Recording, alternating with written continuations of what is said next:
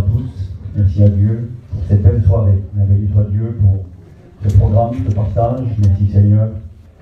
Nous sommes contents. Contents pour chaque personne ici présente ce soir dans ce lieu. Chaque groupe de notre mission qui est représenté également. Et vous savez ce qui nous fait le plus plaisir ce soir? Une femme un jour entrée dans une église, comme la nôtre, comme ici. Elle n'est pas habituée, elle est habituée aux églises traditionnelles, religieuses. Et puis quand elle est rentrée dans la réunion, cette femme, elle a dit ça. Elle a regardé à gauche, vous voyez comme ce soir là, elle a regardé à droite, elle a dit des deux côtés. Et vous savez ce qu'elle a dit tout fort? Elle a dit, mais il est où le bon Dieu là-dedans? Elle cherchait sous les murs. Regardez, elle ne voyait pas d'image, pas de statue. Elle a dit, il est où le bon Dieu là-dedans? Et puis à un moment donné, le pasteur l'a regardé, il lui a dit, madame, laissez-moi vous dire quelque chose. Ici, c'est vrai, vous ne voyez pas Dieu, mais j'aimerais vous dire quelque chose. Dieu vous voit. Et ce soir ici, on ne voit pas Dieu, il n'y a pas de reproduction, il n'y a pas d'image, mais Dieu est présent. Et ce qui fait la grande valeur de ces instants, de ces moments, vous l'avez compris, que chacun ici soit présent, merci Seigneur. Nous sommes honorés, contents d'être ensemble réunis. Et ce qui fait la grande valeur de ces instants, et nous le croyons de tout notre cœur. Ce n'est pas que des mots pour faire bien et pour dire, c'est une réalité. 2 ou 3 rassemblés en son nom, il est présent au milieu de nous, et Jésus est là. On ne le voit pas, mais lui nous voit. Et ce soir, eh bien, nous aimerions lui laisser toute la place. Un petit garçon qui était venu à la réunion avec sa mère, il avait 3-4 ans, 5 ans peut-être, il était devant là. Il était assis sur les jambes de sa maman. Et puis, dans cette église, c'était un petit peu différent que l'autre. Dans cette église, ça arrive encore, même chez nous aujourd'hui un petit peu. Je connais une salle en Bretagne où il y a des reproductions sur les murs. Bon, on n'est pas religieux, mais des fois il y a des petits dessins. Et là-bas dans l'église, que je pense en Bretagne, à Rennes, il y a un berger. Il y en a qui sont peut-être allés là-bas, il y a plein de moutons, et puis il y a un berger sur le côté qui représente un peu le Seigneur qui veille sur son peuple, sur son troupeau. Et puis dans cette église, là, les personnes avaient jugé utile de faire un bonhomme derrière qui représentait un petit peu le Seigneur, si vous voulez. Et puis, c'était juste derrière le pupitre, là où le pasteur prêchait. Le pasteur était en train de prêcher, et pendant qu'il prêchait, le petit devant, là, il n'arrêtait pas de chicoter. On peut bouger comme ça, puis il bougeait comme ça constamment. Et puis la mère disait, reste tranquille, ça gênait les gens, il bougeait devant le petit. Là. Puis il n'a pas arrêté de bouger. Et à un moment donné, le petit a dit tout fort, et ça s'est entendu. Et là, sa mère dit, reste tranquille. Il a dit, à cause du pasteur, je ne peux pas voir Jésus. Il y avait une reproduction derrière de Jésus, là, et il voulait voir Jésus. Le petit, il disait, mais moi je peux voir Jésus. Et à cause du pasteur, je ne peux pas voir Jésus. Eh bien, que Dieu fasse ce soir, et c'est vrai, de tout mon cœur, et dans toutes nos réunions, que vous ne voyez pas les pasteurs, mais que vous puissiez voir Jésus pour vous réunir. Jésus est là. Il voudrait se montrer ce soir. J'ai marqué 2-3 petits mots avant de me lever sur ma feuille. Je remercie bien sûr mes copains, mes frères, les éducateurs qui m'ont appelé. Je suis content d'être avec vous, mais je vais partager la Bible avec vous, je crois que c'est ce qui est le plus important. Une petite fille s'était perdue. C'était arrivé apparemment, c'était à New York, aux États-Unis, il y a bien longtemps. J'ai écouté ce témoignage il y a plus de 20 ans maintenant. La petite fille s'était perdue, il est prédicateur dans cette grande ville de New York, et puis elle est arrivée dans un parc, un grand parc de promenade, et puis la petite pleurait, elle avait 3 ans, 4 ans, elle était perdue. Et puis là, les gens voyaient cette petite qui pleurait, et puis impossible, mais t'es où ma fille? Où sont tes parents? Elle ne savait pas, elle ne savait rien, elle était complètement perdue. Puis il y a un policier qui est arrivé, un gendarme, un policier, il est venu voir la petite, hein, et on lui a donné la petite, on dit monsieur, la petite elle pleure, elle cherche ses parents, elle est perdue. Et le policier essaie de faire bien son travail, alors il a parlé gentiment, il a essayé de consoler la petite, la calmer, et calme-toi ma petite fille, ça va aller, je vais te ramener chez toi. Alors écoute, tu vas me donner des petits détails, et puis je vais pouvoir te ramener à la maison. La petite qui était perdue là, et je vais te ramener chez toi ma fille, ça va aller. Alors, tu connais ton nom de famille, comment c'est? Elle ne savait rien, non je ne sais pas. Elle ne savait pas son nom, elle ne savait pas. Bon, ils sont où tes parents? Tu connais l'adresse de chez toi? Je ne sais pas monsieur. Puis alors il décide de comprendre. Comment? Dis-moi comment elle est ta maison. Puis la petite a commencé à parler avec ce policier. Monsieur, ma maison, c'est une grande maison. Il était avancé avec ça. Il y a plein de maisons partout. Puis tu as des indications de donner ton. Elle dit, devant chez moi, il y a des arbres. D'accord, une maison des arbres. Puis chez moi, il y a des volets bleus. Ah, vous voyez le petit détail là? Puis le Christo essaie de comprendre où c'est qu'était la maison de la petite, là, perdue en plein cœur de New York, dans un jardin public, là, une grande maison, des volets bleus, des arbres. Et puis la petite donnait des indications, et à un moment donné, elle a dit ceci. Elle a dit, monsieur, puis devant chez moi, il y a une grande cour. Et là, le gendarme, il a retrouvé la maison. Une grande maison, il y en a plein. Des volets bleus, c'est déjà pas mal, comme ça, et devant, il y a une grande cour. Et s'est rappelé qu'à proximité, il y avait une grande maison des volets bleus et la croix. Et quand la petite fille a dit, il y a la croix chez moi, le policier a retrouvé la maison et il a ramené la petite chez elle. Bien ce soir, j'aimerais vous amener à la croix. Parce que quand on vient à la croix, on retrouve son chemin. Quand on vient à la croix, on retrouve la maison du Père. Quand on vient à la croix, on est consolé. La petite fille, elle a été consolée, elle a eu la paix, elle est rentrée chez elle, elle a retrouvé son papa, sa maman, elle a retrouvé sa vie, son sens. Et quand on vient à la croix, on trouve tout ça. Et j'aimerais vous amener à la croix ce soir. J'ai marqué ceci dans les petites notes. À la croix, il y avait toutes sortes de personnes que Dieu a attirées. Et moi, je crois que nos réunions, et c'est une certitude, toutes nos réunions, quelles qu'elles soient, que ce soit dans une église, un bâtiment, que ce soit sur un chapiteau, que ce soit dans une convention, que ce soit autour d'un feu, toutes nos réunions. Mais c'est Dieu qui les dirige et qui essaiera tout le temps de nous amener à Jésus, de nous amener à la croix. Et puis je considérais qu'à la croix du Seigneur, il y avait un homme, il est écrit, qui avait aidé Jésus à porter la croix, qui s'appelait Simon de Cyrène. Et puis peut-être que beaucoup n'ont pas trop fait attention. Pourquoi s'appelle-t-il Simon de Cyrène? Bien, c'est très simple, parce qu'il vient de la ville de Cyrène.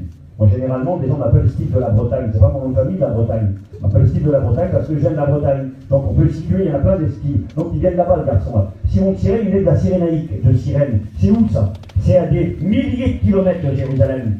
C'est à gauche complètement de l'Égypte. C'est la Libye aujourd'hui. Donc qu'est-ce qu'il fait là, le gars là? Il est à des milliers de kilomètres de chez lui, qu'est-ce qu'il fait là?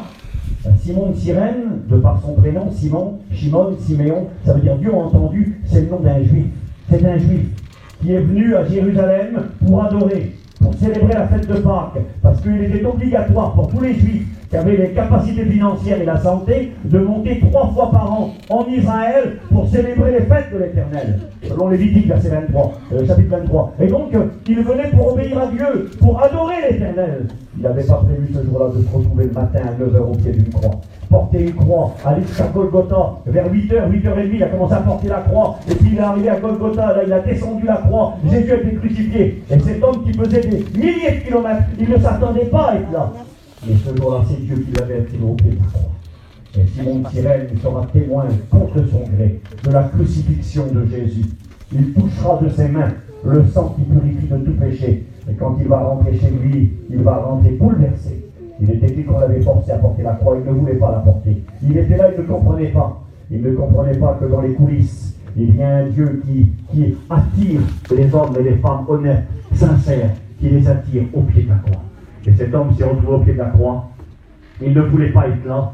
Contre son gré, on l'a forcé. Mais il a vu un spectacle extraordinaire. Et quand il est rentré chez lui, il en a été bouleversé. Il est écrit qu'il était le père d'Alexandre et de Rufus.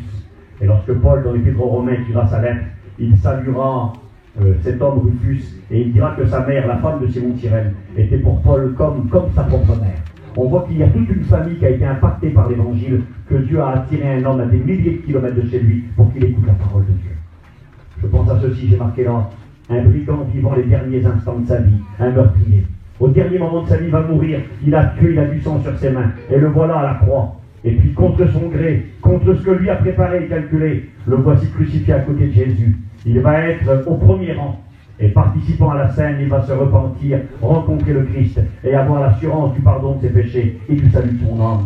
J'ai pensé à ceci vite fait, j'ai marqué un centenier romain, sans cœur, habitué à la mort. C'était son boulot de tuer. Tous les jours, il massacrait, il tuait. Et puis ce jour-là va être un jour qui sera unique dans sa vie.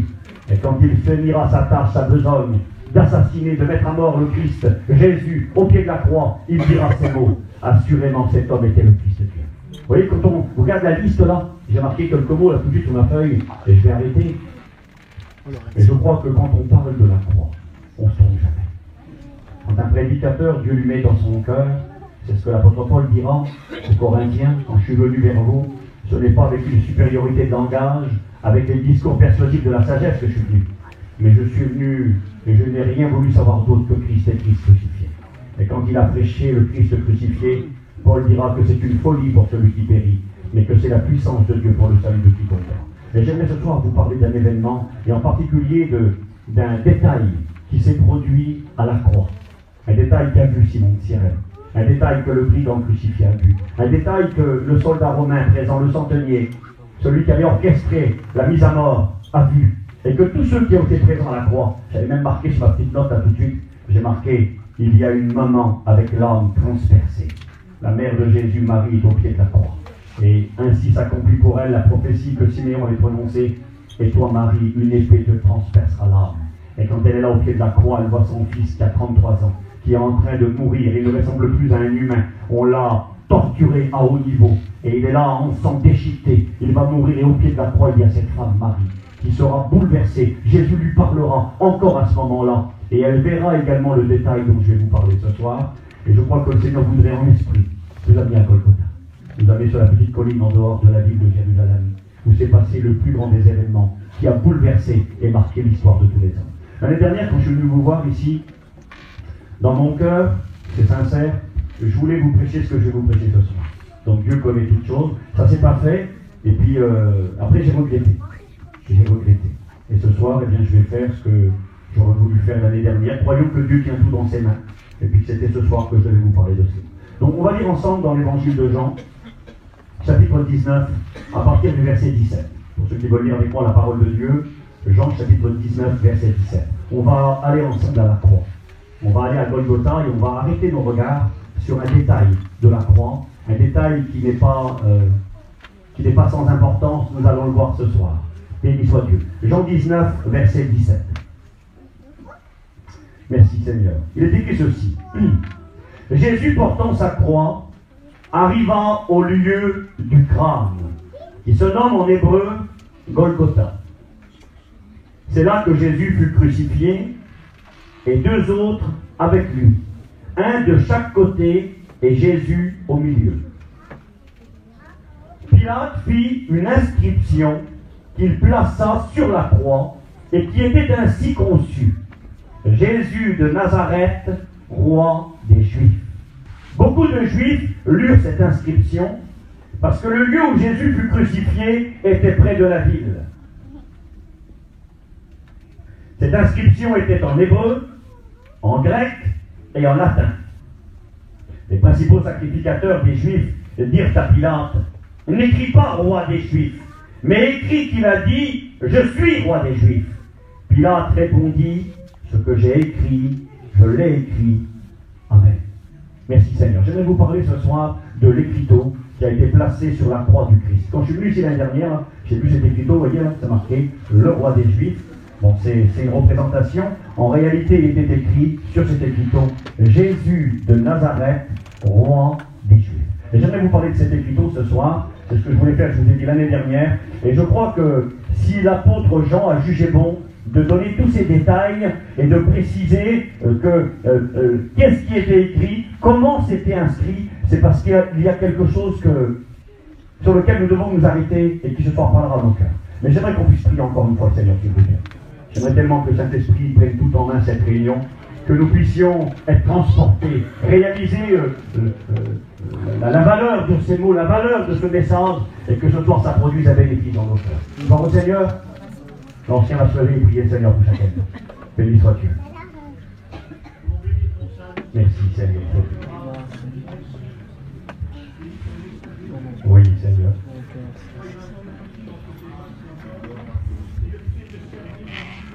Merci.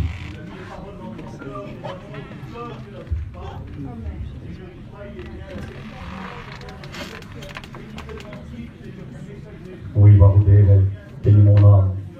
J'ai besoin de toi, Seigneur. Merci Seigneur, que Dieu soit glorifié. Voilà, donc je vais vous parler de ce petit écriteau qui en réalité était une pratique courante à l'époque. Lorsqu'on mettait à mort une personne, ça a un nom ça. Un nom qui n'est pas marqué dans la Bible, mais que les historiens ont rapporté, ça s'appelait le titulus. Le titulus, c'était une inscription, une plaque, généralement en bois, sur lequel on inscrivait le motif de condamnation d'une personne. Il est fort possible, c'est pas écrit, c'est pas de la doctrine, mais il est fort possible que les deux brigands également avaient un écriteau.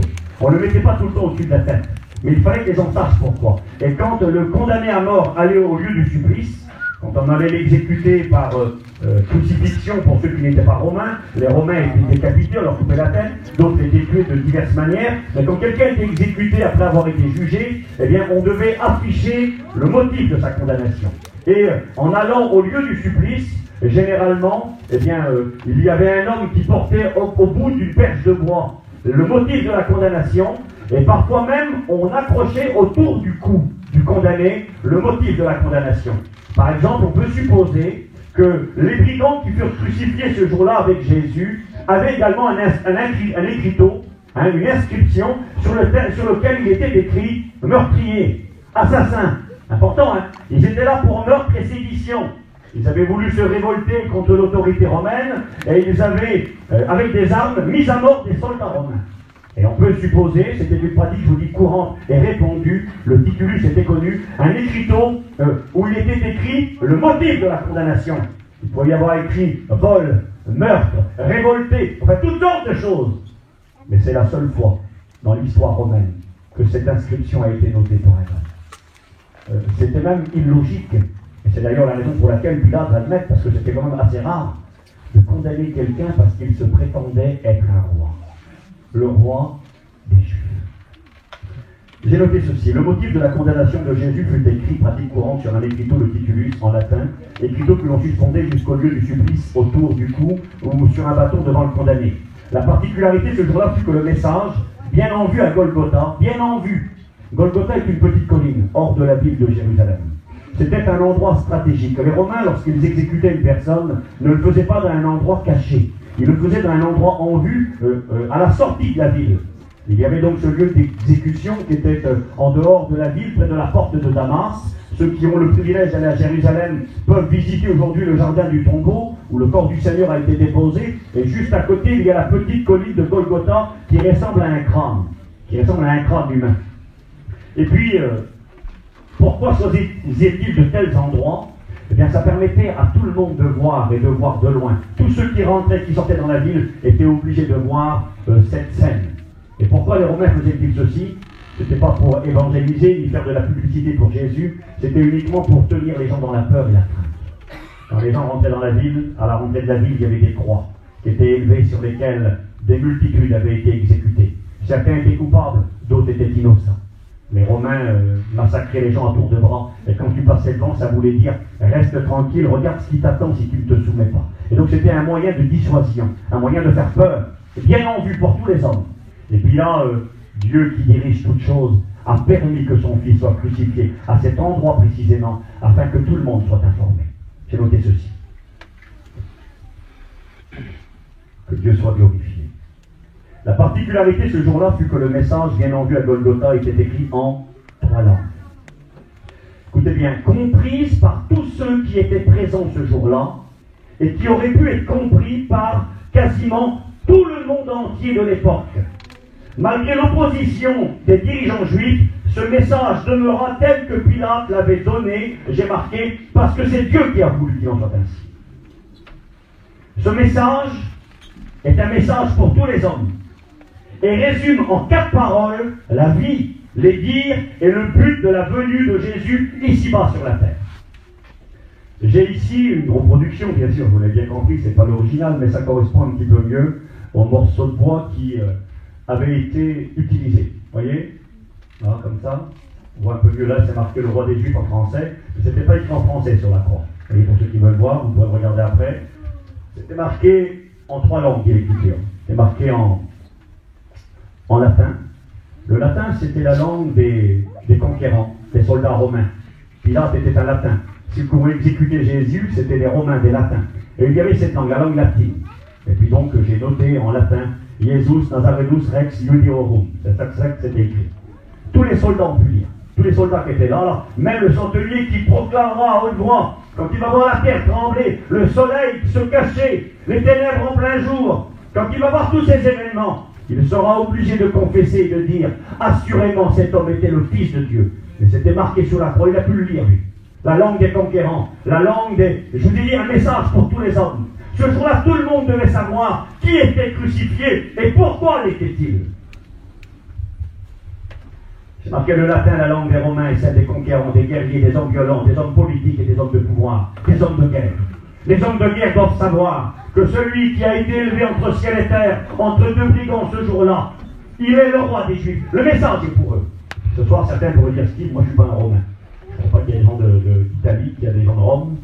Mais il y a parmi nous, je le crois, des hommes qui, comme ces Romains, sont des hommes de violence, des hommes de guerre. Il y a des gens qui c'est pas facile, qui peuvent venir dans la réunion, ils ont des fois des lourds passés, ou même des lourds présents. Il y a des gens qui sont des fois compliqués, hein, des bagarreurs, des hommes de conflit, des hommes à histoire, des hommes de pouvoir, des hommes de prestige. Le message, il est pour eux. Ils doivent venir à la croix et savoir qui est celui qui est élevé entre ciel et terre, entre ces deux brigands. C'est marqué également en grec. Le grec, c'est la langue des sages. Alors, j'ai marqué grec, c'était Jesus, Nazoraios, Iudaios, Basileus. J'ai marqué le grec, c'est la langue des sages, des intellectuels, des savants, des penseurs, des philosophes, des poètes, des hommes de livre, des scientifiques. Vous voyez, tout le monde va se retrouver dans cette histoire. Tout le monde doit savoir. Ces langues de l'époque étaient parlées dans le monde entier. Si tu parlais latin, si tu parlais l'hébreu, et si tu parlais le grec, tu pouvais te déplacer dans le monde entier. Ces langues étaient connues partout, des langues universelles. Et Dieu ce jour-là a permis que cet écriteau soit établi dans toutes ces langues, parce qu'il voulait que l'univers, que le monde entier soit informé de ce qui se passait là. J'ai noté, l'hébreu, c'est la langue des religieux, des hommes de morale, des gens bien. Ce soir, tu peux être qui tu veux. Tu peux être un homme de guerre, un homme violent, un homme de pouvoir. Tu peux être quelqu'un d'intelligent. Vous savez, il y a des gens intelligents, intellectuels. Aujourd'hui, même les gitans, ils étudient maintenant, ils lisent des livres, ils se croient le savant. Ils connaissent 3 trucs. Vous savez, je vais vous dire quelque chose, sans diminuer personne. On est un peuple comme ça, nous. Tu connais 2 mots d'anglais, tu parles anglais couramment. Tu connais 3 tons de guitare, t'es Django Reinhardt. C'est comme ça. Nous, on fait vite. On se croit tous des gens importants, même qu'on ne sait rien faire du tout. Tu montes 3 briques, tu crois que tu es un maçon, que tu peux monter une tour de 20 étages. C'est pas vrai, ça. Enfin, on exagère un petit peu. Mais il y en a quand même parmi nous qui sont un peu plus savants que d'autres et qui se croient des savants terribles. Ben, si tu es intelligent plus que les autres, si tu es plus savant que les autres, si tu es quelqu'un qui a de la moralité, quelqu'un de bien, le Seigneur a un message ce soir pour les hommes violents, les hommes de guerre, les hommes de conflit, les hommes d'histoire, les bagarreurs, les prisonniers, les drogués. C'est pour eux l'évangile. Mais c'est peut-être quelqu'un de bien. Là, il y avait les gens religieux. Ils ont leur religion, ils ont une moralité. Vous savez que c'est des fois compliqué pour quelqu'un qui a une moralité. Il y a des gens qui ne font pas les 400. Il y a des gens qui viennent à leur réunion parfois qui se disent bon ben ça a l'air pas mal leur histoire, l'évangile, Jésus, tout ça, mais il est venu chercher, sauver ceux qui étaient perdus, mais moi je suis un bon gars, j'ai rien fait de mal. Lui, d'abord c'est bien pour lui. Je me rappelle, j'ai une maison que moi qui était un gangster à Baquesso sur Paris il y a des années, maintenant il y a peut-être 50 ans en arrière, et puis quand il était jeune là, et puis quand il a trouvé la grâce de Dieu, quand il s'est converti, sa sœur lui a dit un jour, elle a dit mon frère c'est Dieu, je suis content pour toi. Lui, il était content pour moi, mais moi, je m'inquiète pour toi. Toi aussi, tu as besoin de Jésus.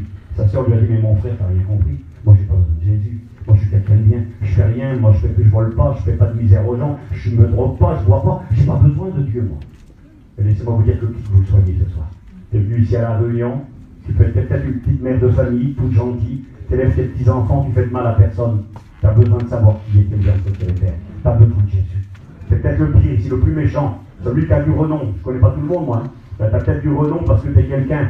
Peut-être que tu as du prestige, tu as de l'argent, tu as du pouvoir. Tu as besoin de Jésus. Que Dieu soit glorifié. J'ai marqué, il est intéressant de souligner le fait que ce n'est pas Jésus, ni ses disciples qui ont marqué l'inscription, mais son juge, un païen sans foi du roi, qui ne cherchait pas à faire le bien ou à servir Dieu. Peut-être même a-t-il écrit cela pour se moquer de Jésus. Mais j'ai marqué que certainement que la divine providence a voulu et permis qu'il en soit ainsi. Vous savez, s'il avait fallu résumer la vie de Jésus, ce qu'il a été, ce qu'il a fait, l'apôtre Jean dira dans son évangile que s'il fallait mettre par écrit tous les miracles que le Christ a accomplis ici-bas, eh bien, la terre entière ne suffirait pas pour contenir tous les livres qu'on écrirait. Imaginez un petit peu tout ce que Jésus a pu faire. Quand vous lisez les évangiles, il y a 34 miracles qui sont relatés. Jean n'en relatera que 8. Il en relate que 8 et puis il dira, si je devais écrire tout ce que Jésus a fait, la terre entière c'est trop petit pour qu'on mette tous les livres. Combien de livres? Des milliers, des milliers, des milliers de livres, d'accord. Que Dieu soit glorifié. S'il fallait mettre par écrit tout ce que le Seigneur a fait, eh bien la terre entière ne suffirait pas pour contenir tous les livres. Et pourtant, Pilate, un païen, quelqu'un qui n'aime pas le Seigneur, quelqu'un qui n'aime pas le peuple d'Israël, un homme cruel et dur. Lisez chez vous dans Luc chapitre 13, vous verrez ce qu'il va faire. Ce qu'il va faire à des Juifs qui étaient venus pour adorer à Jérusalem. Ils venaient de Galilée, évidemment. Ils étaient venus pour adorer le Seigneur. Il les a tués, il les a massacrés, et en plus, il a pris leur sang et il l'a mélangé avec celui de leur sacrifice. Un homme qui était terrible, un homme très dur et très méchant. Et puis, ce jour-là, ce païen, Dieu va s'en servir. Contre son gré. va mettre par écrit Jésus de Nazareth, roi des Juifs. En 4 paroles, il va résumer toute la vie, tout le but de sa venue, tout ce qu'il a été et qui il est. Et c'était tellement important que les Juifs vont dire efface ce que tu as écrit. Je vais vous expliquer pourquoi dans un instant. Premièrement, c'est tout simple, parce qu'ils ne croyaient pas que Jésus était le roi des Juifs. Pour eux, il n'était pas le roi. C'était un menteur, un usurpateur, un tricheur. Quelqu'un en qui ils ne reconnaissaient aucune autorité. Quelqu'un qu'ils méprisaient, quelqu'un qu'ils haïssaient. Les dirigeants d'Israël avaient cette position à l'égard du Christ. Et l'une des raisons pour laquelle ils le haïssaient, c'est parce qu'ils avaient peur que Jésus, bien justement, prenne sa place de roi et que perde leur pouvoir et leur autorité. Que Dieu soit loué. Je vais faire du mieux que je peux, je ne vous cache pas, je suis très fatigué. J'ai le cerveau qui est bloqué. C'est terrible, ça m'arrive très rarement. J'ai presque pas dormi cette nuit, ni la nuit avant. Et donc je suis fatigué, alors j'essaie de prendre mes idées puis de vous parler avec mon cœur. Vous savez, je n'aime pas faire un étalage ce soir de connaissances et puis vous présenter quelques données bibliques. Mais j'aimerais vraiment que ça procure un bénéfice à vos cœurs. J'aimerais tellement que Dieu puisse nous bénir, qu'on puisse réaliser que si cet écriteau a été marqué, c'est pas parce qu'il y a un homme qui a décidé comme ça. Il l'a fait peut-être pour se moquer du Seigneur. Mais en faisant cela, il a résumé tout ce qu'a été Jésus. Et c'est ce que nous devons tous savoir. C'est la raison pour laquelle vous êtes ici ce soir. C'est la raison pour laquelle Jésus a attiré Simon Cyrène au pied de la croix. C'est la raison pour laquelle le centenier qui avait orchestré la mise à mort était présent et confessera que Jésus était le Fils de Dieu. C'est la raison pour laquelle ce soir, bien, je vous parle de cela. Jésus de Nazareth, roi des Juifs. 4 mots. Nous avons 4 évangiles. Et c'est terrible. Si vous prenez le temps d'examiner, vous verrez combien il s'est fondé. Jésus, eh bien, Jésus, c'est un nom banal. Pour nous, Jésus, ça représente quelqu'un, quelque chose, mais en réalité, Jésus est un nom très répandu en Israël. Et encore aujourd'hui, le nom existe. Ça se dit en hébreu Yeshua ou Yehoshua ou Yoshua. Josué, le successeur de Moïse, s'appelait Jésus. Jésus, ça veut dire l'Éternel va sauver, l'Éternel sauve, le Dieu qui sauve. Il y en a plein des Jésus. Si vous lisez dans l'Écriture, Jésus avait un ancêtre qui s'appelait Jésus. Il y avait un disciple qui s'appelait Jésus. Il y a même eu un magicien qui a mis de l'opposition à l'œuvre de Dieu. C'était un faux prophète. Il s'appelait Bar Jésus. Fils de Jésus, il s'appelait. Donc Jésus était un nom répandu. Et en disant Jésus, Jésus c'est l'homme. C'est un homme. Et effectivement, Jésus était un homme à part entière. Il est le Fils de Dieu, mais sur la terre, il a été homme, un vrai homme, connaissant les limites du corps humain. Il a eu faim, il a été fatigué, il a eu soif, il a été un homme. Et quand vous lisez l'évangile de Luc attentivement, Jésus à maintes et maintes reprises se présentera ainsi. Il dira le Fils de l'homme, le Fils de l'homme. Le Fils de l'homme est venu chercher et sauver ceux qui étaient perdus. Jésus est un homme, d'accord. Jésus de Nazareth. C'est quoi Nazareth? J'ai eu à cœur de faire un message, vous ne l'apportez pas ce soir bien sûr, sur les 4 villes qui ont marqué la personne du Christ. On peut dans 4 villes trouver aussi toute la vie du Seigneur. Bethléem, Jésus est né à Bethléem, il a grandi à Nazareth, c'est là qu'il a passé quasiment toute sa vie en tant qu'humain sur la terre. Ensuite, il ira à Capernaum, c'est la ville de la gloire, la ville des miracles, la ville de son ministère. Et ensuite, il finira à Jérusalem, il mourra, ressuscitera, montera au ciel pour un jour revenir à Jérusalem pour régner sur le monde entier. Dans 4 villes, on retrouve. Et Jésus l'homme, l'évangile de Luc, Nazareth. Nazareth, c'est quoi? C'est qui Nazareth? Nazareth, eh bien, il y a une prophétie dans l'Ancien Testament, je l'ai noté ici, qui nous dit que Jésus a vécu à Nazareth afin d'accomplir une prophétie qui le concernait. Alors, je regarde cette prophétie, voilà, ici. Matthieu 4,12, il est écrit ceci. Et Jésus, ayant appris que Jean avait été livré, se retira dans la Galilée. Il quitta Nazareth et vint demeurer à Capernaum, situé près de la mer, dans le territoire de Zabulon et de Nephtali. Écoutez bien, afin que s'accomplisse ce qui avait été annoncé par le prophète. Et c'est marqué Matthieu 2,3. Jésus vint demeurer dans une ville appelée Nazareth avec ses parents, afin que s'accomplisse ce qui avait été annoncé par les prophètes. Mais il y a un problème. Matthieu dira que Jésus et ses parents, donc Joseph, son père adoptif et Marie, ont amené Jésus bébé à Nazareth, c'est pas lui qui a décidé, ils l'ont amené là, et que ainsi s'est accomplie une prophétie d'Ésaïe. Mais il y a un problème. Si vous lisez le livre d'Ésaïe en entier, eh bien vous allez vous rendre compte que la ville de Nazareth n'est jamais mentionnée. Pourtant, il est écrit qu'il a habité et grandi à Nazareth, parce que la prophétie avait dit qu'il vivrait à Nazareth. Et Nazareth n'est mentionné nulle part dans la Bible. Vous ne trouverez pas le mot Nazareth. Alors ceux qui étudient sont cassés la tête, ils nous ont dit, mais comment là? Comment Jésus a pu accomplir la prophétie en vivant à Nazareth quasiment toute sa vie? Il est arrivé à Nazareth, le Seigneur, il devait avoir, mettons, 4-5 ans, 3, 4 ans, 5 ans, 6 ans. Il a fallu attendre que le roi Hérode meure, et puis Jésus est venu vivre à Nazareth, et là, il y a passé toute sa vie jusqu'au début de son ministère. Il a vécu, disons, 26 ans à peu près à Nazareth, c'est pas rien. Et là, il est écrit que c'était une prophétie antique, mais on ne la trouve pas, la prophétie, dans Ésaïe. Alors, il a fallu étudier et réfléchir, écoutez-moi. Nazareth, ça vient d'un mot, et ce mot, c'est le mot Netzer. Netzer a donné Nazareth. Et Netzer, ça veut dire le rejeton. La petite pousse inutile, insignifiante. Et ça, c'est écrit dans Ésaïe. Dans Ésaïe, au chapitre 11 et au verset 2. C'est marqué comme ça. qu'un rejeton sortira. C'est marqué, puis un rameau sortira du tronc d'Isaïe, et un rejeton, Netzer, naîtra de ses racines. Qu'est-ce que ça veut dire, ça? Bien, Nazareth, pour faire simple, peut-être que je ne le suis pas, que Dieu m'y aide, Nazareth représente Jésus qui va grandir sur la terre des hommes d'une manière insignifiante.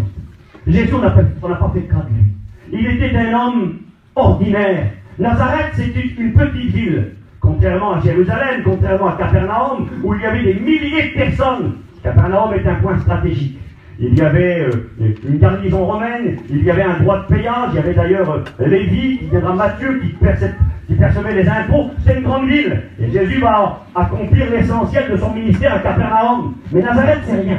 Nazareth, j'ai regardé. Certains spécialistes pensent qu'il y avait 200 habitants, et les plus optimistes disent qu'il y avait 350 habitants. Une petite bourgade inutile, mentionnée nulle part, ni dans les livres d'histoire, ni dans l'Ancien Testament, nulle part. Et on a retrouvé dans Ésaïe le mot Netzer, Nazareth, le rejeton. Pourquoi? C'était pour nous faire comprendre que Jésus, c'est l'homme, l'évangile de Luc. Nazareth, c'est l'homme, oui, mais c'est l'homme qui passe inaperçu. Il est écrit dans Ésaïe 53, verset 1er. Qui a cru à notre prédication? Qui a reconnu le bras de l'Éternel? Il s'est élevé devant lui comme une faible plante. Comment? Comme un rejeton qui sort d'une terre desséchée.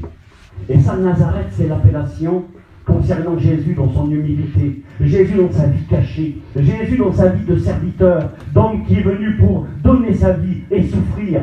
Et ça, vous le retrouvez dans l'évangile de Marc. Marc vous présentera Jésus comme étant le serviteur souffrant, celui qui vient pour donner sa vie et pour servir, celui qui est semblable à un rejeton, quelque chose que l'on méprise, qu'on ne fait pas cas. Un rejeton, c'est quoi? C'est une petite pousse. Quand tu coupes les arbres, là, des fois, au pied des racines, il y a des petites repousses. Là. Il a la même génétique que l'arbre, là, il va produire du fruit, mais qui ne fait pas cas, il est insignifiant, il est inutile. Et Jésus, on ne l'a pas considéré. D'ailleurs, quand il commença son ministère, c'est l'expression qu'on dira. On dira, mais peut-il venir quelque chose de bon de Nazareth? Nazareth, c'est rien. Ça n'existe pas, Nazareth. Personne ne connaît Nazareth. Et ça, c'est la vie cachée. On ne sait même pas ce que Jésus a fait à Nazareth. On ne sait même pas. C'est pas écrit. Qu'est-ce qu'il a fait pendant ces quasiment 30 années qui sont écoulées? On ne sait pas.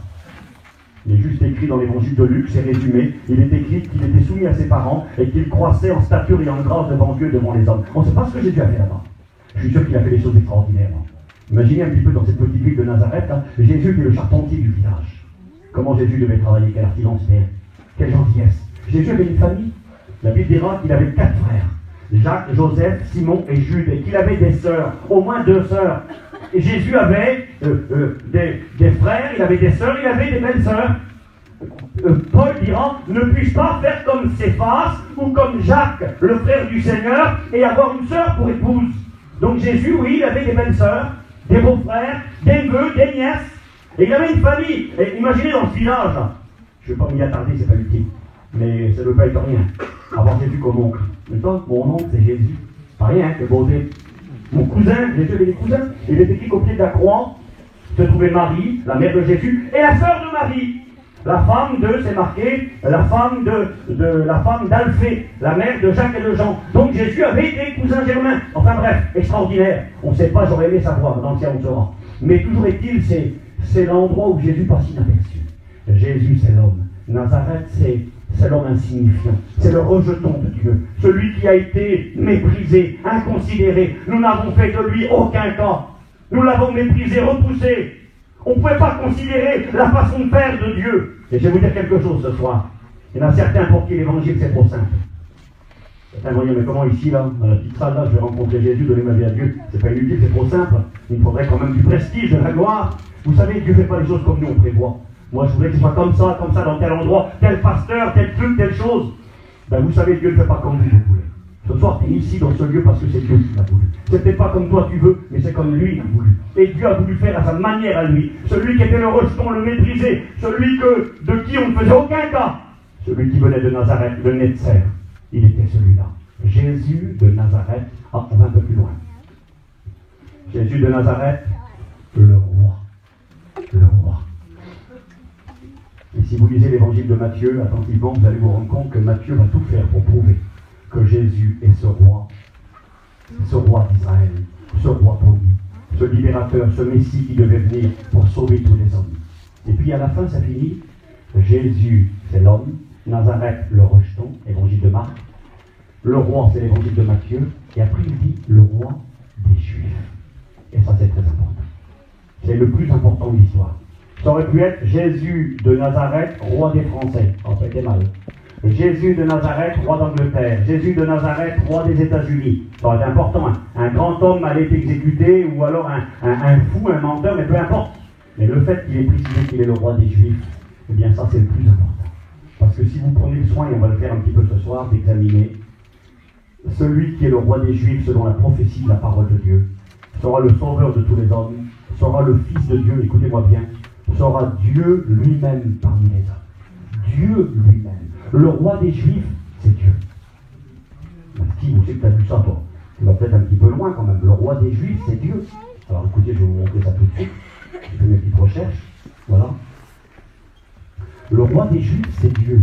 D'accord. Allez, je vais marquer ça ici. Ne vous inquiétez pas, je ne lirai pas toutes les feuilles qui sont devant moi. N'ayez pas peur. Voilà. Regardez, le vrai roi des Juifs est Dieu, qui se fait homme, et qui reçoit l'adoration d'imminents personnages de l'Orient, dès sa venue dans le monde. C'est marqué comme ça. Ésaïe 44, verset 6. Ainsi parle l'Éternel, écoutez bien, le roi d'Israël, roi des Juifs, c'est la même chose. Ainsi parle l'Éternel, le roi d'Israël, celui qui rachète son peuple. L'Éternel, des armées, je suis le premier et le dernier, en dehors de moi, il n'y a point de Dieu. Le roi d'Israël est Dieu, d'accord. Sophonie 3, verset 15.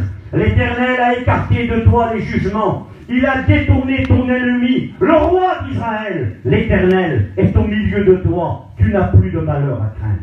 Le roi des Juifs sera Dieu fait homme. Ah bon? Matthieu 27, verset 42. Ils l'ont compris, les Juifs, ils le diront. Il a sauvé les autres et il ne peut se sauver lui-même s'il est le roi d'Israël. Le roi d'Israël, c'est Dieu. S'il est le roi d'Israël, bien qu'il descende de la croix et nous croirons. Marc 15, 32, que le Christ, le roi d'Israël, descende. Et Jésus a affirmé durant toute sa vie qu'il était Dieu, qu'il était ce roi promis, celui qui allait dominer, régner. D'ailleurs, c'est ce que les mages qui sont venus pour adorer Jésus quand il est né à Bethléem avaient compris. C'est marqué comme ça, Matthieu 2, verset 2. Il est écrit que les mages dirent, où est le roi des Juifs qui vient de naître, car nous avons vu son étoile en Orient et nous sommes venus pour l'adorer. Voyez, le roi des Juifs, on peut l'adorer, parce que le roi des Juifs est Dieu. Il est le Dieu d'Israël, le premier, le dernier, le commencement. Et le fait qu'ils sont marqués sur la croix, Jésus de Nazareth, le roi, ça gênait ça. Mais c'était pas le plus gênant. S'il aurait marqué roi des Romains, ça n'aurait pas gêné. Mais le fait qu'ils soient marqués roi des Juifs, les Juifs, quand ils ont vu ça, ils ont dit, enlevez les photos, effacez ça. C'était trop grave. Le roi des Juifs est le Dieu d'Israël. Et regardez, j'ai noté ceci sur mes petites feuilles. Je vais montrer quelque chose. Voilà, ici. Je ne sais pas si je pourrais le montrer à tout le monde. Je le montrerai pour ceux qui sont intéressés à la fin, éventuellement. Jésus de Nazareth, roi des Juifs, en hébreu, ça se dit, je l'ai dit tout à l'heure, vous ne vous rappellerez pas, mais ce n'est pas grave. Ça se dit Yeshua, Jésus, Anotsri, le Nazaréen exactement, de Nazareth. Yeshua, Anotsri, Voumeler. Melech ou Meler, ça veut dire le roi. Voumeler, Hayehudim. Hayehudim des Juifs. Yeshua, Anotsri, Voumeler, Hayehudim. Et là, c'est marqué, regardez là, je l'ai écrit sur ma petite feuille. Je ne parle pas hébreu. Je connais deux mots, mais je ne parle pas hébreu du tout. Et puis, si vous regardez Yeshua, Anotsri, Voumeler, Hayehudim, vous prenez les premières lettres. Yeshua, ça commence par la lettre Yod, c'est ça la lettre hébraïque. Deuxième lettre là, Hanotsri, la lettre He en hébreu, elle est là ici, vous voyez. Après, vous mêlez, c'est le Vav, il y a comme un clou, et la dernière lettre ici, Hanotsri, He. Et vous avez 4 lettres, Yod, He, Vav, He. Et puis ça, ces 4 lettres là, je les ai marquées en rouge, c'est le nom de Dieu. Ça s'appelle en hébreu, c'est un terme grec, on appelle ça le tétragramme, le nom de Dieu. Et quand le nom de Jésus était là sur la croix, on l'a mentionné, les Juifs qui voyaient ça, ils voyaient le nom de Dieu apparaître. Et c'était pour eux un blasphème. Je ne sais pas si vous réalisez, je pense que non. Le nom de Dieu est tellement saint que les Juifs ne le prononcent pas. Et d'ailleurs, tellement qu'ils ne le prononcent pas, ils ne savent même pas comment le prononcer. Ils connaissent les 4 consonnes, mais on ne connaît pas les voyelles qui vont au milieu. On a oublié. Le souverain sacrificateur connaissait le nom de Dieu et il était le seul à pouvoir le prononcer une fois par an, le jour de la fête des grands pardons à Jérusalem, au mois de septembre à peu près. Il prononçait, il hurlait le nom de Dieu en direction de la montagne des Oliviers quand le pardon des péchés était acquis. Mais on n'avait pas le droit de le prononcer et même de l'écrire comme ça. J'ai regardé dans la Bible le nom de l'Éternel, les 4 lettres là, on appelle ça généralement Yahvé. Eh bien, il est mentionné 5000 fois dans la Bible. Écoutez bien, 5000 fois dans l'Ancien Testament, les 4 lettres du nom de Dieu, du nom sacré apparaissent. Et les Juifs avaient tellement de révérence et de respect à l'égard du nom de Dieu. C'est écrit, tu ne prendras pas le nom de l'Éternel ton Dieu en vain. Tellement de respect que quand les scribes qui recopiaient les rouleaux de la parole de Dieu, quand ils voyaient le nom de Dieu, nous l'avons appris aux études, et c'est vrai, quand ils voyaient le nom de Dieu, avant de l'écrire, ils arrêtaient, ils allaient se laver en entier, prenaient un bain complet, ils gênaient le temps, ils changeaient leurs vêtements, ils prenaient une plume, et parfois une plume en or, et ils écrivaient le nom de Dieu, les 4 lettres là, que je viens de mentionner là, hein, le Yod, le He, le Vav et le He, ils marquaient le nom de Dieu. 5000 fois il est marqué le nom de Dieu. Des fois il y avait écrit au commencement, Dieu créa. Hop, arrête, au commencement, il a écrit 2 mots, il faut arrêter, il y a le nom de Dieu là. Au commencement, Dieu, il écrit Dieu, créa, d'accord. Après, Dieu dit, Dieu, hop, on va dire Dieu. Après Dieu, mais Dieu, des fois, il apparaît 20 fois, 30 fois la file, pour écrire un passage de 4 lignes. Mais il fallait des heures. Parce que dès que tu voyais le nom de Dieu, le nom ineffable, le nom imprononçable, eh bien, il fallait se laver, se changer, s'habiller. C'était important. Et voici que là, ce jour-là, le nom de Dieu apparaît sur la croix maudite. La croix était un objet de malédiction. Il est écrit dans la loi, dans le Deutéronome, maudit quiconque est pendu au bois de la croix. Et là, sur la croix maudite, où va être condamné Jésus, le nom de Dieu apparaît. Et les Juifs sont scandalisés, outrés. Ils vont dire, efface ce nom.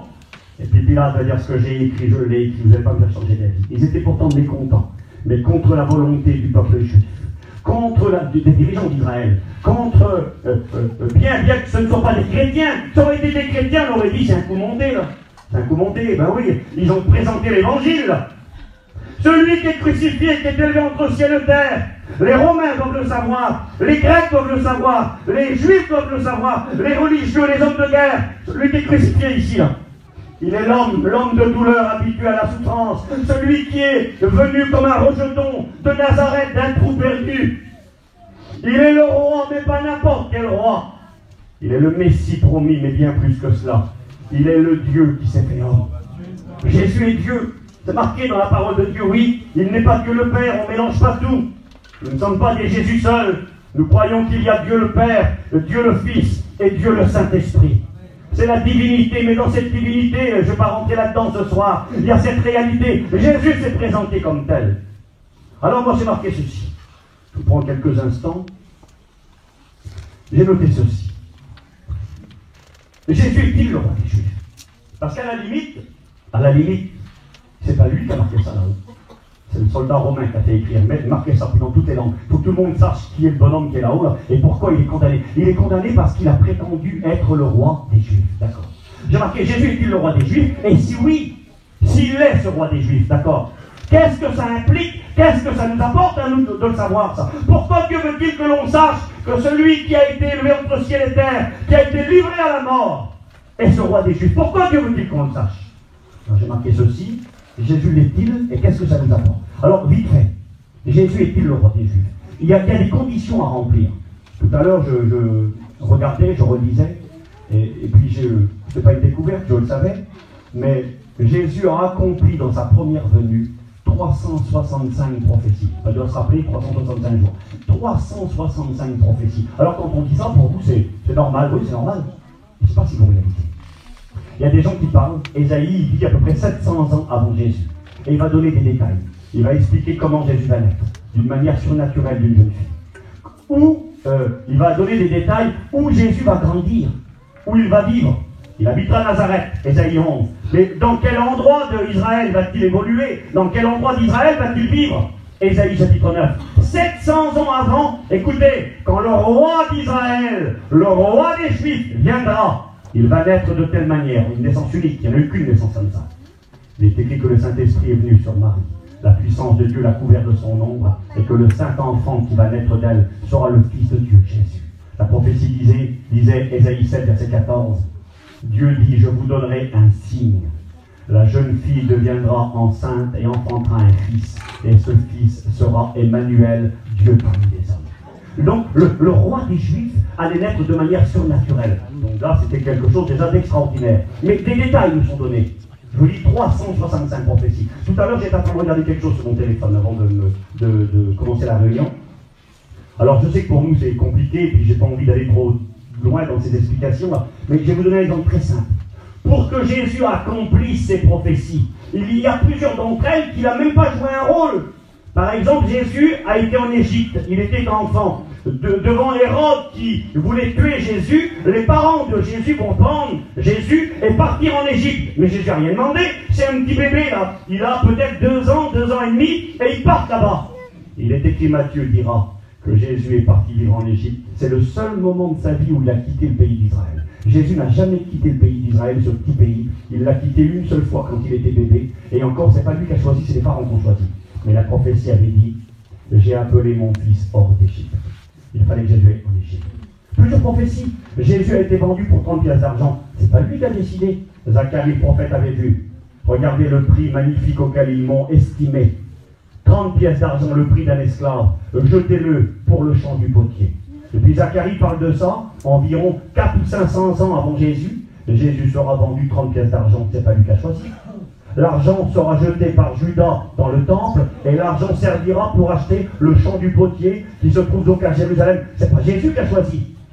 Ils ont percé mes mains, c'est pas Jésus qui a choisi. Le psaume 22, 1000 ans avant, David donne des détails de la croix de Golgotha. Ils ont percé mes mains, ils ont percé les pieds. Je pourrais compter tous mes os, aucun des os ne serait brisé. Ils partagent mes vêtements, ils tirent au sort ma tunique. La prophétie donnait des détails, et c'est pas Jésus qui les a accomplis. Il a accompli 365 prophéties dans sa première venue, dans les moindres détails. Et ce que je disais tout à l'heure, c'était ceci.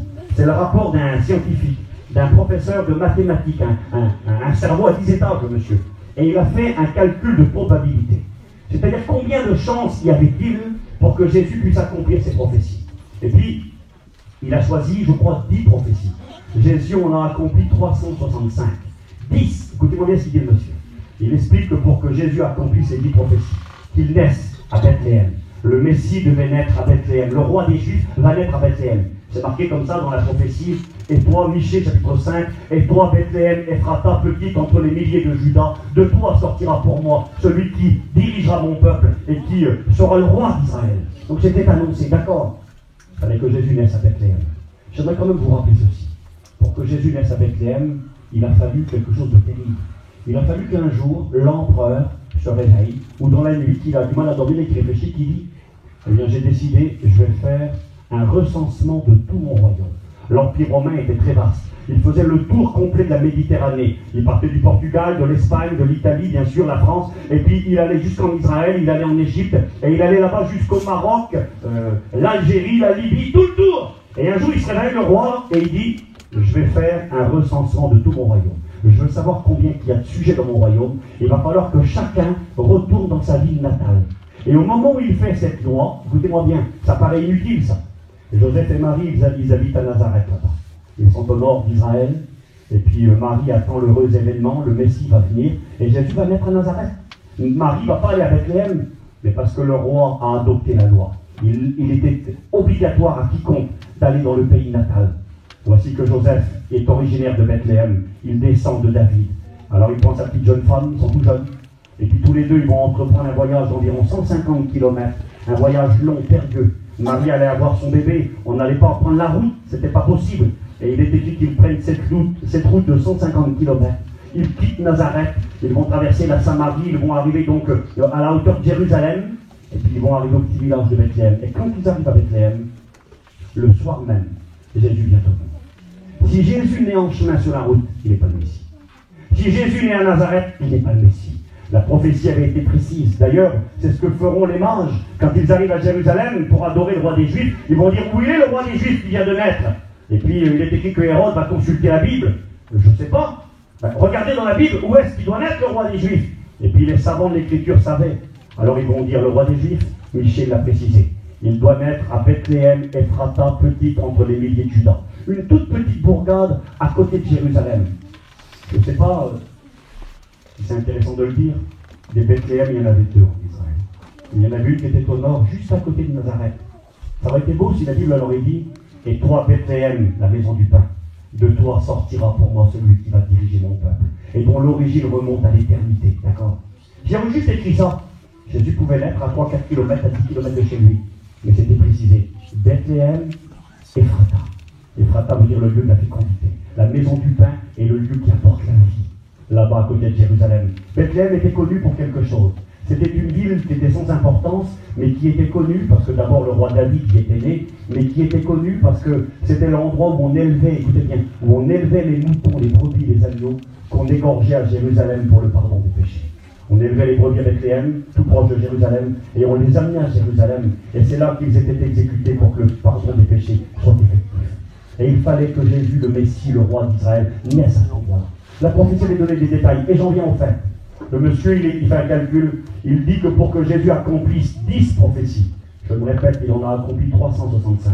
Eh bien, disait-il le monsieur, il faudrait recouvrir, écoutez-moi, toute la France entière, les Pays-Bas, la Belgique, le Luxembourg, la Suisse, donc tous les pays frontaliers de la France, hein, donc je ne sais pas, il donne le chiffre, là, combien de kilomètres carrés, donc mettons déjà la France, ça serait énorme, mais tous ces pays voisins là, recouverts sur 1 mètre de haut de pièces, écoutez-moi, une pièce de 2 €, vous les mettez côte-côte, vous recouvrez toute la France, le Luxembourg, les Pays-Bas, la Suisse, imaginez tout ça, sur 1 mètre de haut, il y a des milliards et des milliards et des milliards de pièces.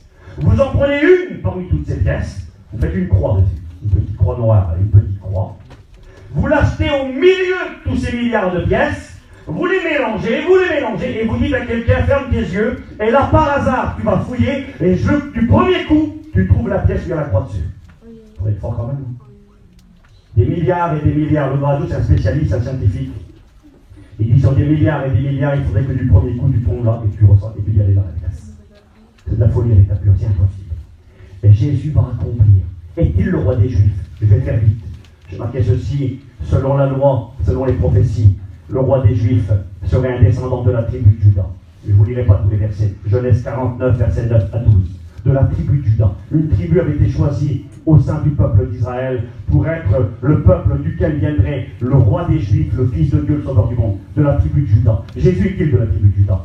C'est marqué noir sur blanc, Apocalypse 5, verset 5. Il est le lion de la tribu de Juda et il est écrit qu'il vient de Juda, de la tribu de Juda. D'accord. Jésus est-il un descendant du roi David? Parce que le roi des Juifs, pour prétendre être le roi des Juifs, il faut descendre du roi David. C'est marqué comme ça, j'ai les versets devant mes yeux, je ne vous les lis pas. Jérémie 13, Jérémie 33, verset 15, jusqu'au verset 21, Dieu dira, je fais aussi, je ne suis pas tout, mon alliance sera faite avec David, mon serviteur, et un fils sortira de lui pour régner sur le trône, descendant de David. Et Jésus est-il un descendant de David?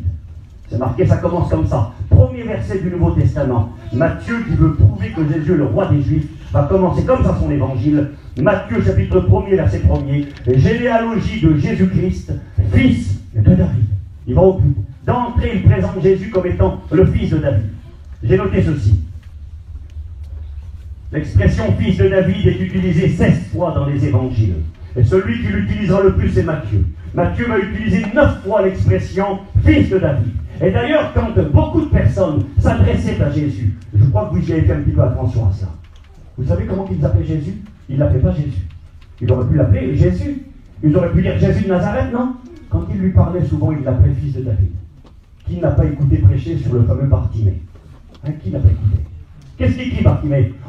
Il est là, aveugle, sur le bord de la route, à Jéricho, on connaît l'histoire par cœur, il est là en train d'attendre, et tout d'un coup, il écoute du bruit. Il est aveugle, mais il n'est pas sourd. Il se rend compte qu'il y a du potin autour de lui, qu'il y a quelqu'un qui passe, quelqu'un d'important. Alors il demande, mais qu'y a-t-il? C'est quoi tout ce bruit? Qu'est-ce qui se passe? Et on va dire à Bartimée, c'est Jésus de Nazareth. Vous voyez, Jésus de Nazareth. Hein, je ne sais pas moi, Steve de la Bretagne, qui vous voulez un nom comme ça, vous voyez, Jésus de Nazareth, un homme. Jésus de Nazareth. D'accord. Quand il écoute ça, il se met à crier au secours. Il ne crie pas Jésus de Nazareth, aie pitié de moi. Hein? Il dit Jésus, fils de David. Et en réalité, ce jour-là, nous le savons, nous qui lisons la Bible, il n'y avait pas qu'un homme sur le bord de la route. Il n'y avait pas que Bartimée, ils étaient deux en réalité. Ils étaient deux collègues. Le deuxième était moins important, je ne sais pas son nom, mais ils étaient tous les deux, et tous les deux sont mis à crier au secours, Jésus, fils de David, aie pitié de moi. Vous savez ce que dit la Bible? La Bible déclare qu'on les a repris, qu'on a voulu les faire taire. Vous savez pourquoi on a voulu les faire taire? On a voulu les faire taire, certains ont pensé que c'était parce que les disciples ne voulaient pas que ces deux aveugles dérangent Jésus. Ce n'est pas la réalité, je ne crois pas. Je crois que c'est plus important que cela. La raison pour laquelle, justement, ce jour-là, les disciples eux-mêmes voulaient empêcher les deux hommes de crier Jésus, fils de David, c'est parce qu'ils savaient ce que ça voulait dire, fils de David. Fils de David, ça veut dire roi des Juifs. Ça veut dire celui qui prétend au trône, celui qui va régner, le Fils de Dieu, Dieu parmi les hommes. C'est ça que ça veut dire. Et il est écrit dans la parole de Dieu, dans Jean chapitre 9, il est écrit que les dirigeants d'Israël avaient fait une loi, afin que quiconque croirait que Jésus était le Messie soit exclu de la synagogue. On n'avait pas le droit de appeler Jésus fils de David, parce que c'était reconnaître qu'il était le roi des Juifs. Et quand ces deux hommes crient à haute voix, Jésus fils de David, eh bien ils avaient peur des représailles, ils avaient peur des conséquences. Mais c'est marqué que les deux aveugles ont continué à crier plus fort. Jésus, fils de David, ça veut dire Jésus, roi des Juifs. C'est ça que ça veut dire. Jésus, roi des Juifs, aie pitié de nous. Vous savez pourquoi ils font cette prière? Parce qu'ils savent que selon la prophétie, le roi des Juifs aurait la capacité, écoutez-moi bien mes amis, aurait la capacité de faire ce que personne ne pouvait faire parce qu'il est Dieu. Écoutez bien, si Jésus est réellement le roi des Juifs, comme ce fut marqué sur la croix, quelqu'un l'a fait par mépris et par moquerie, Pilate. Les religions ont voulu que ce nom soit enlevé, mais le nom est resté parce que Dieu l'a voulu. Si Jésus est vraiment le roi des Juifs, le fils de David, il a la faculté, parce qu'il est Dieu, de faire des miracles et de changer les circonstances. Regardez, j'ai marqué ceci. Je vous rassure, je ne lirai pas toutes mes notes. J'ai marqué ceci, regardez. C'est au fils de David que les aveugles à Capernaum, avant Bartimée. Capernaum, c'est pas Jéricho, c'est au nord d'Israël. C'est eux qui les premiers vont appeler Jésus, fils de David, et recevoir la guérison. Regardez Matthieu 9, 27. Étant parti de là, Jésus fut suivi par deux aveugles qui criaient « Aie pitié de nous, fils de David ». Ah, fils de David, ils l'ont appelé. Ils ont obtenu la guérison, ils ont témoigné dans tout le pays d'Israël, de telle sorte que quand quelques temps plus tard, Jésus passera à Jéricho, ils feront la même prière. Regardez, vous n'avez pas fait attention. J'ai marqué, c'est ainsi que la païenne cananéenne invoquera Jésus pour obtenir une grâce pour sa fille tourmentée. Vous savez, cette femme, qui venait de Syrophénicienne, du Liban, là-bas, elle vient vers Jésus parce que sa petite fille est possédée. Pas rien, sa fille est possédée. Et puis Jésus lui dira, il n'est pas bon de donner le pain des enfants aux chiens. Pas rien, une parole. Regardez comment elle va répondre à Jésus. Marqué comme ça dans l'Écriture. Et voici une femme cananéenne, Matthieu 15, 22, qui venait de ces contrées lointaines, cria vers Jésus. Aie pitié de moi, Seigneur, fils de David, car ma fille est cruellement tourmentée par le démon. Elle croyait, cette femme également, que Jésus était le roi des Juifs. Et c'est ainsi qu'elle l'a invoqué. Roi des Juifs. Tu vois, ma fille est possédée. Personne ne peut rien pour elle. Je viens d'un pays lointain là-bas. Chez moi, dans mon pays, il n'y a pas de solution. Il n'y a pas de réponse. Et j'aimerais te dire ce soir à toi qui es là. Tu peux être un homme de guerre, comme je l'ai dit, un homme de violence, un intelligent, un intellectuel, quelqu'un de bien, quelqu'un de gentil, quelqu'un de religieux. J'aimerais te dire que celui qui a la clé, celui qui a la solution, celui qui a la réponse à tes questions, c'est le roi des Juifs. Il est celui, tu viens peut-être de loin, elle est venue de loin, elle venait d'un pays lointain, du Liban là-bas, elle venait pour sa petite, et puis pourtant Jésus lui parle d'une manière très particulière, ça nécessiterait une explication. Il lui dit qu'il ne peut pas lui donner du pain, parce que le pain c'est pour les enfants d'Israël, et qu'elle, à ce moment-là, on pourrait la comparer à un chien. C'est pas rien, elle aurait pu se vexer, partir en colère. Mais il était dit qu'elle va supplier Jésus en lui disant: Jésus, fils de David, ma fille est cruellement tourmentée par un démon. Cruellement tourmentée par un démon. Il y a que toi qui peux quelque chose pour elle. Et le fils de David qui a autorité sur les démons va délivrer sa petite et faire ce qui était impossible. J'avance vite. J'ai marqué: il chassera les démons en tant que roi des Juifs. Regardez Matthieu 12, 22. Alors on lui amena un démoniaque aveugle et muet, et Jésus le guérit de sorte que le muet parlait, voyez, et toute la foule était étonnée, il disait: n'est-ce pas là le fils de David? Voyez, le roi des Juifs, le fils de David, il a autorité sur les démons, il peut délivrer les captifs, il peut guérir les malades, ouvrir les yeux des aveugles. J'ai marqué ceci: même de simples enfants, rien, on va devenir comme un enfant peut-être ce soir, même de simples enfants, dans le temple, comprendront que Jésus est le roi des Juifs, le proclameront, et cela produira des miracles et des guérisons en grand nombre. Matthieu 21, verset 14. Il est écrit: des aveugles et des boiteux s'approchèrent de Jésus dans le temple. Aveugles et boiteux, Jésus les guérit, et les principaux sacrificateurs et les scribes étaient indignés à la vue des choses merveilleuses que Jésus faisait, et des enfants qui criaient dans le temple: Hosanna au fils de David. Même les petits-enfants, ils appelaient Jésus fils de David. Les aveugles appellent fils de David. Les gens possédés viennent vers le fils de David. Parce que le fils de David, le roi des Juifs, je me répète, pas le roi de France, pas le roi d'Angleterre, ils ont du pouvoir, ils ont de l'autorité, mais ils sont limités. Si Jésus est le roi des Juifs, il a tout pouvoir. S'il est le roi des Juifs, il peut guérir les malades. S'il est le roi des Juifs, il peut ouvrir les yeux des aveugles. Et c'est d'ailleurs ce que la prophétie avait dit que quand le Messie viendrait, rappelez-vous quand Jean est dans sa prison et qu'il est troublé, il s'interroge et il dit à Jésus: es-tu celui qui doit venir? Ou devant nous on attendait un autre? Ça veut dire: es-tu le roi des Juifs? Est-ce que c'est bien toi? Il ne comprenait pas ce que Jésus faisait. Il ne doutait pas de qui était le Christ, il ne le comprenait pas. Et écoutez comment Jésus va lui prouver que c'est bien lui le roi des Juifs. C'est marqué comme ça. Jésus lui répondit: allez rapporter à Jean, Matthieu 11, verset 4.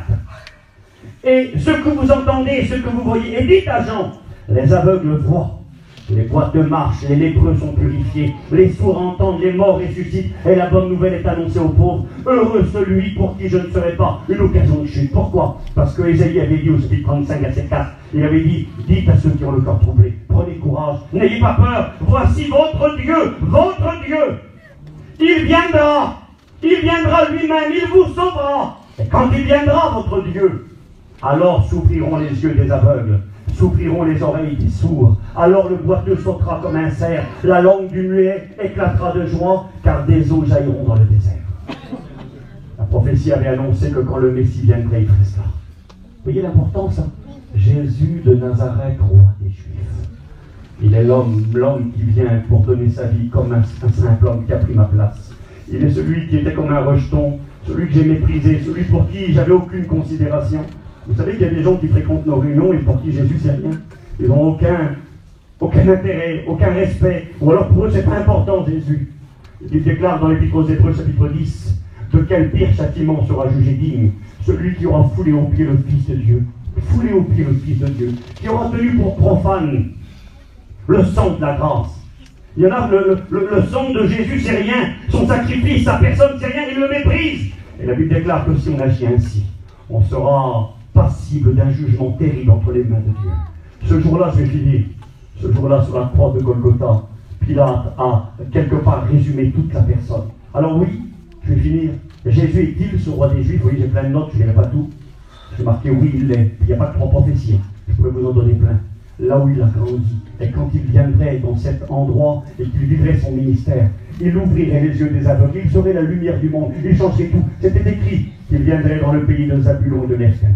Zabulon, ça veut dire habitation. C'est là où Jésus a habité. Nephtali veut dire mon combat. C'est là qu'il a commencé son combat, son ministère. Et c'était où Zabulon, Nephtali? C'était écrit que c'était la Galilée, Capernaum, Corazine, Bethsaïda. Il est marqué qu'ils ont été élevés jusqu'au ciel. Jésus a accompli les prophéties. Alors je vous pose la question, il est tard, je vais finir. Nous devons prendre conscience et nous poser cette question. Je lis la fin, regardez, oui, je pense tout ça. Le roi serait rejeté, Daniel l'avait prophétisé. Quand le roi des Juifs viendrait, on ne croirait pas en lui. Au contraire, on le livrerait à la mort. Daniel chapitre 9, versets 25 et 26. C'est même écrit à quelle date exactement. Il serait retranché, il serait exécuté et il n'aurait pas de successeur. Et le roi des Juifs a été mis à mort. Il est écrit que son peuple n'a pas voulu qu'il règne et qu'il domine sur lui. Regardez, la question va être posée. J'ai marqué ceci à la fin, je termine, allez, je vais directement au bout. J'ai marqué ceci. Voilà. Jean 19, verset 14. Pilate dit aux Juifs, voici votre roi. Regardez celui-là. D'un côté, il y avait le brigand Barabbas, l'assassin, le chef qui avait participé à l'assassinat des soldats romains. Puis de l'autre côté, il y a Jésus. Forcément que Pilate se moque de lui. Il dira, voici l'homme. Il lui fait taper dessus, une cohorte de soldats romains frappe le Christ. 600 hommes environ tapent sur le Seigneur. Il lui arrache la barbe, il lui crache dessus. Il lui met une couronne d'épines. Il lui met un vêtement rouge, couleur du roi, un sceptre, un roseau en bois à la main. Et puis il dit, voici votre roi. Quand tu considères que le roi des Juifs, celui qui est Dieu, celui qui, écoutez bien, celui qui aurait pu éviter tout cela, quand on lui a lancé le défi, si tu es vraiment le roi des Juifs, descends de la croix, on croira en toi. S'il descend de la croix, on est tous perdus. Dans sa divinité, il aurait pu intervenir, il aurait pu invoquer son Père, mais il demeure sur la croix. Écoutez bien, Pilate dira, voici votre roi, c'est lui le roi des Juifs. Et ils crièrent, ôte, ôte, crucifie-le.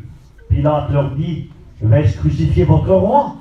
Les principaux sacrificateurs répondirent, nous n'avons de roi que César. Ils vont choisir le roi.